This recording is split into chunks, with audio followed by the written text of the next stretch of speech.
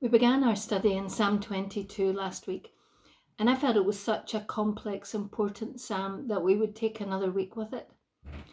You can find the first part of the study on our YouTube channel. Critically, it deals with the issue of suffering, and last time I said that it was commonly called the Psalm of Crucifixion. And when you read it, if you haven't already done so, you'll discover why. It's a prophetic psalm, a messianic psalm, because it seems to point us to the passion of Jesus. Or at least it certainly seems to be the psalm that Jesus meditates on as he goes to the cross. Suffice to say, the psalmist conveys real pain and suffering. And so I felt it was so important to say a little bit more about this, about the issue of suffering and pain. You know, as an assistant minister, 30 plus years ago, I remember my first funeral. It was of a man who had been out shooting, a middle-aged man, been out with some friends, and he had forgotten to cock his gun as he was going across and over a fence, and the gun went off and killed him. I've buried young men who have taken their own lives. I sadly buried a stillborn baby on Christmas Eve. And of course, I've ministered to many cancer sufferers and those who have gone through the valley of the shadow. You know, we are obviously in a time when suffering is a daily part of our experience. We hear the news, we're made aware of so many people around the world, as well as in our own country and our own town, who are suffering, both individuals and families. Thousands are dying because of the coronavirus. Many are ill. Others have lost their jobs or at least been furloughed because of the economic pressures of lockdown. A real time of suffering. And if we reflect on our past, it would be easy for us to think of so many other situations that speak of real suffering and real pain. Firstly, let's think on the global scale. Well, next weekend we will celebrate the 75th anniversary of VE Day, the end of the war in Europe. And the two world wars, as we know, were dreadful. The suffering was evident. But even since then, there have been many different wars, and many nations have suffered because of those wars. Then there have been the natural disasters, the tsunamis and the flooding, the cyclones, the earthquakes, where the suffering is often arbitrary. And then, of course, we in this country, and indeed now across the world, know about terrorism. The Twin Towers changed our world forever.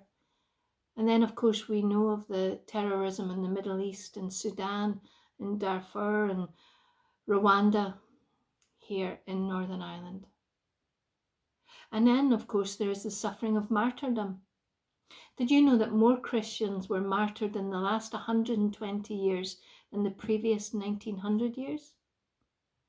People killed, murdered because of their faith in Jesus.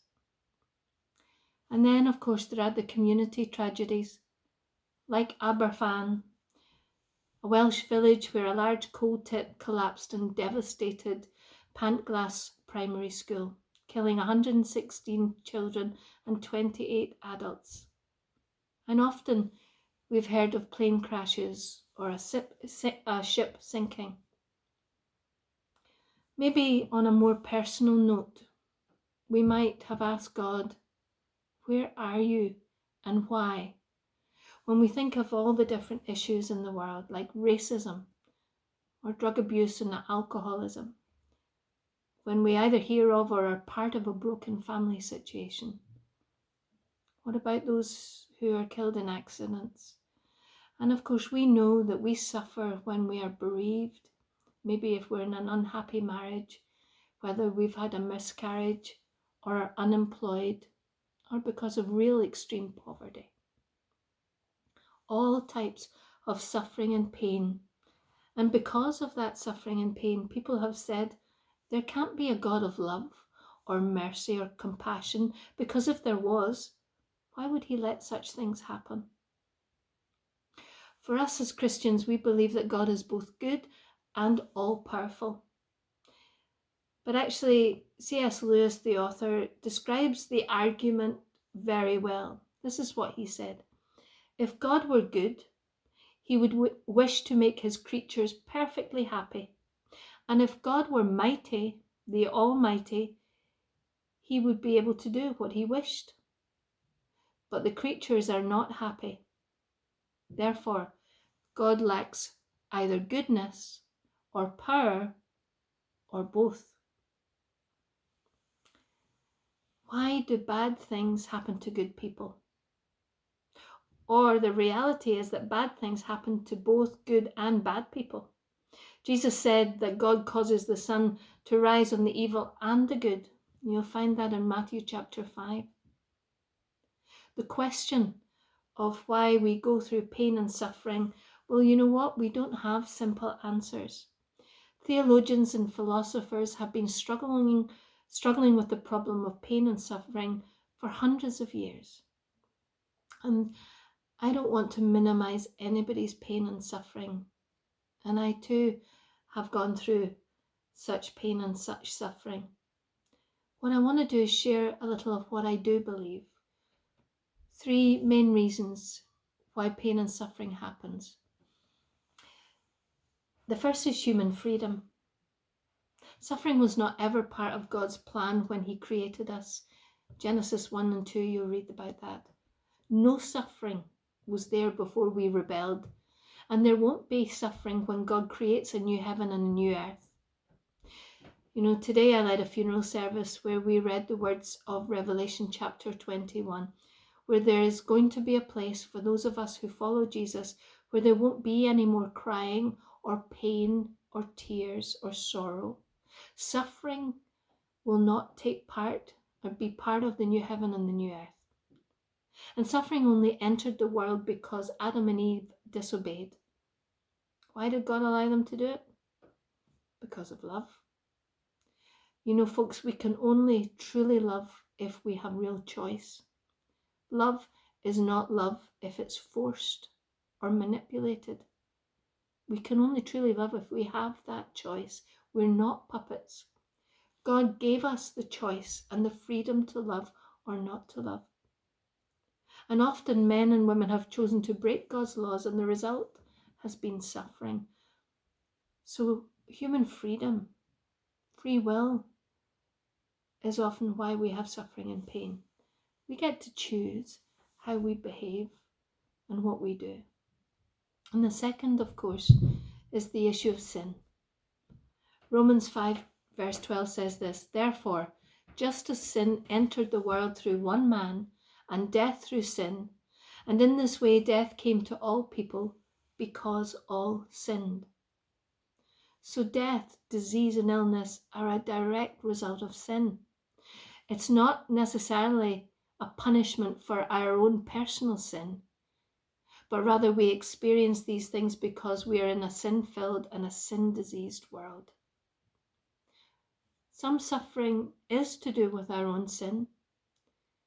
The drink driver who kills someone, the anger that leads to murder, and often lust and greed and selfishness, arrogance and bad temper lead to our suffering as well as the suffering of others.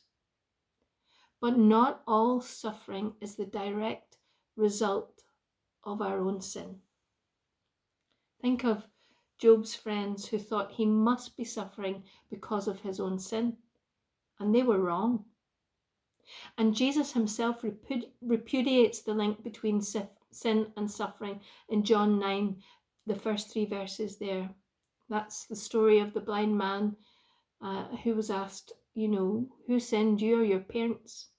And Jesus said, of course, neither have sinned. By the way, he also says in Luke chapter 13 that natural disasters are not necessarily a form of punishment from God. And the Apostle Peter draws a distinction between suffering due to our sin and what he calls unjust suffering. And we need to be very careful. Way back in 1999, when I was severely ill, and it seemed that nothing was affecting the chronic and physical pain and disability that I experienced, some people came to pray with me. And I remember very clearly one situation, a couple of people coming and almost saying to me, "So what have you done wrong, Mairisine? What's your private sin that has caused this suffering?" And you know, folks, people who suffer pain and who are going through a difficult time with illness, they feel guilty enough. For me, I felt guilty that I wasn't able to help my husband or my children or my congregation. It took a little while to shake off that sense of people believing that what I was going through must be because of my own personal sin. And that's not a biblical thing. Much of our suffering is due to other people's sin, the warfare, the starvation, the poverty. Even Aberfan, the coal board, they were at fault. That's what came to be realized in that situation. And then you have murder and rape and theft and adultery and selfishness and unkindness. Someone has said that nearly 95% of suffering is caused by others' sin. But it's not the only reason, of course, apart from human freedom, that we have pain and suffering in the world. We cannot negate the place of Satan. 1 John chapter 3 verse 8 says this, that Satan is one who does what is sinful. One who does what is sinful is of the devil, because the devil has been sinning from the beginning. Satan is the source of sin and evil. His name means adversary or opponent. He opposes God. It began when he was the guardian angel, full of wisdom, and pride got in the way. It made him feel that he could be God. And the consequence is, of course, that God tosses him out of heaven. And he is the author of sin. Tempting humanity is what he did. And the consequence is the fall. And we read that in Genesis 3. And he is responsible for many sins. When we think of suffering, we think of Job. And what we read there is that Job's suffering was the direct result of Satan. And yet God allowed it, although he put limits on what Satan could do. In Job 1 verse 12, we see that Job lost everything, but he didn't crack. And even when Satan struck him with disease and pain, Job still didn't sin. And in this case, God wasn't the cause of suffering. He's not the cause of our illnesses. I love the quote by the author Alan Redpath, who says this, "There is nothing, no circumstance, no trouble, no testing that can ever touch me until first of all, it has gone past God and past Christ right through to me. If it has come that far, it has come with a great purpose, which I may not understand at the moment." And that was certainly Job's experience. And maybe it's been yours. Because no matter which type of pain and suffering we experience and why we experience, it is still pain and suffering. We cannot ever ignore it or minimize it, especially in someone else's life. Pain hurts. Suffering is awful. And we mustn't ever try to diminish it or tell each other that it's God's will, because that just doesn't help. I spent these last number of days with families who are grieving. It does not help when people say to them, "Well, it was the will of God." Pain and suffering were never part of God's will, but they have become part of our fallen humanity and this fallen world in which we live. But, as Alan Redpath says, often it is such a blessing to us. And I know that sounds strange, but I know from my own life how true that is. Suffering is not good in itself, but God is able to use it for his good and for ours. Suffering is used by God to bring us closer to Jesus. As I quoted in the last study on Psalm 22, C.S. Lewis says that it's God's megaphone to rouse a deaf world. Certainly that's my experience and the experience of many folk that I know. It has drawn me, the suffering that I have gone through, closer to Jesus every time. And suffering also brings us to Christian maturity. Hebrews 5 tells us that even Jesus learned obedience from what he suffered. God uses suffering to build our character, and the metaphor is of disciplining children. You just need to read Hebrews 12 verse 10. Or the Apostle Peter, he uses a different image. He uses the image of a metal worker refining silver and gold. And he says we will all have to suffer all kinds of trials. This is in order to grow us in maturity of faith.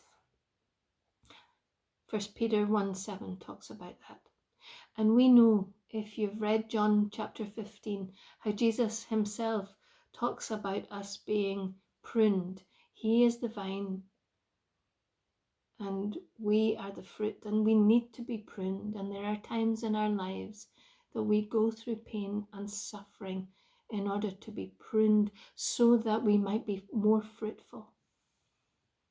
There's so little time to go into all of these scriptures, but maybe you'll take some time to read them and to read the context. Suffering is used by God to bring us closer to Jesus. Suffering is used to bring us to Christian maturity. And sometimes God uses suffering to bring about his good purposes. One of my favorite passages of scripture that has helped me so many different times, is Romans chapter 8, verse 28. In all things, God works for the good of those who love him, who have been called according to his purpose. Think about Joseph in the Old Testament, an arrogant young pup, despised by his brothers, sold into slavery, thrown into jail. And then he stands before his brothers, and instead of treating them badly, he helps them, reveals himself to them. And at the end of the story of Joseph in Genesis 37 to 40, we read this, what Joseph himself said. You intended to harm me, but God intended it for good, to accomplish what is now being done, the saving of many lives. Or Paul, I consider that our present sufferings are not worth comparing with the glory that is to be revealed in us. Sometimes God does it to bring about his good purposes in your life and in the life of the church and in the life of the world. I know that it's very difficult if you're suffering or going through the valley of the shadow at this moment. To listen to what I've just said can be difficult. And I'm more than happy to listen or to talk to anyone who would like to just to share with me anything of what you are suffering at the moment. Please get in touch through info@firstbangor.org. My heart goes out to each and every one of you who I know to be suffering at this time. And I've been praying for you, and I will continue to do that. I want to finish with the story of a little boy. And the story is of a little boy who lived in Florida. And one day he's out in the back garden of his home, and the back garden goes down to a lake. And it's a very warm day.